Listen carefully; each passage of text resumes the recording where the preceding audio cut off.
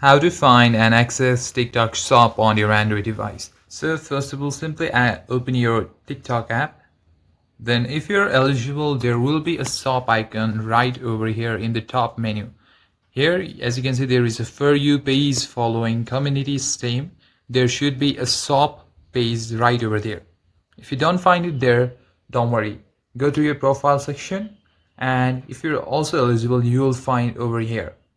So simply here is your private videos, library, favorites, and similarly there will be a shop icon right over here. But if you want to sell products or earn commission through the TikTok Shop affiliate program, simply go to profile and tap on the hamburger menu and go to the TikTok Studio. This is your business setup.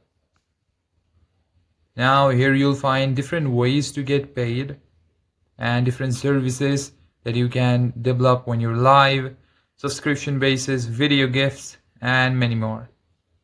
And you can also collect rewards. So in this way you can access the shop and earn commission.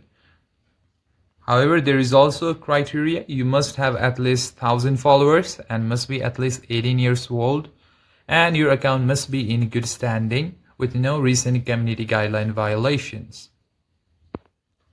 Until then, you can just go to the search bar and type in Shop TikTok.